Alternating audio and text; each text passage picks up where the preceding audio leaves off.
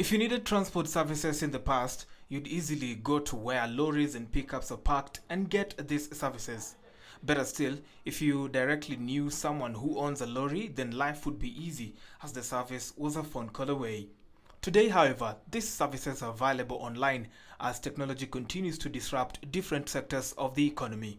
In Kenya itself, we've realized that most of the businesses that came under an ICT platform were hailing platforms that would move people like Uber and Bolt, because they are actually concentrated in Nairobi, and the platform was really serving its need.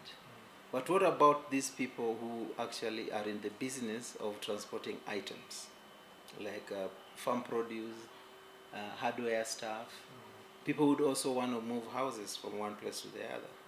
How would they easily get access to this transportation? So the only way they could do it, either to have a referral, somebody to give them numbers to call for transporters, or go to a yard where these transporters go every day to hang out so that they could get business. As they are there, they have people who come around as a walk. People who just walk into those yards and now start engaging them. So, just how does the e-logistics application work? Bridge that gap by you not leaving the comfort of your home, but registering into our platform, and every other day or every morning or whatever time, you could actually receive information of clients who want to make movements. So you contribute in terms of, we contribute in terms of giving the platform to the transporters, so the transporters can do business. Then at the same time, you give comfort to the customers who want to move goods from one place to the other by them just posting a request. So how the whole thing works is, as a customer, once you posted a request, you really do not have to think about the price, because this request goes to a number of transporters who give you prices given the origination of the business, origination of the movement to the destination, and the time you want this to be happening.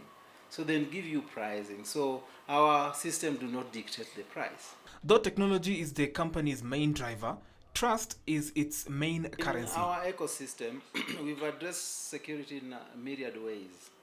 The first security level is, if I'm a customer and I'm trying to post a request that goes to a transporter, then that transporter needs to be a trusted transporter, so that whatever they are moving for me is secure.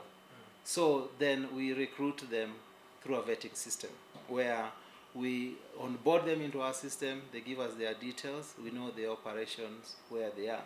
And you've realized that most of these transporters, they are not really in the business of taking something from you or stealing per se.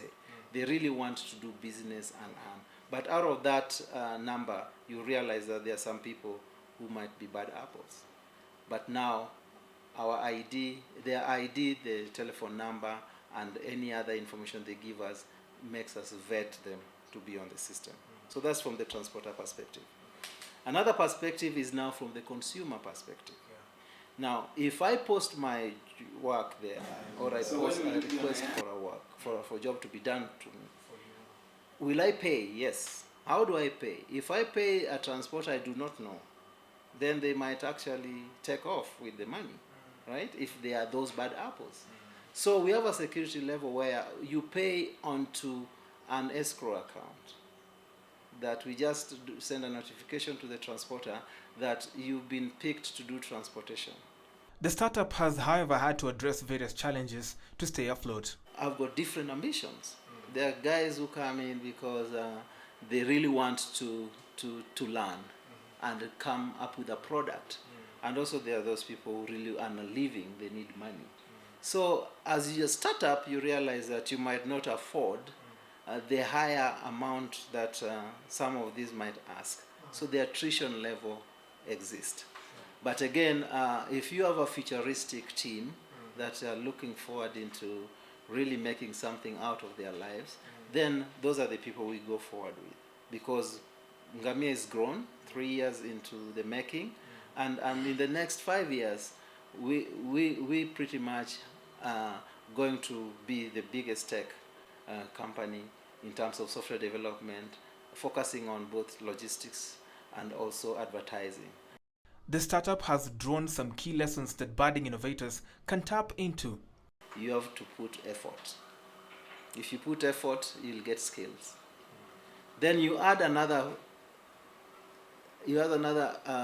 Once you have talent and skill, you add another effort.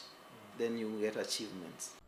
For the Innovator this week on KT News, I'm Brian George Otieno.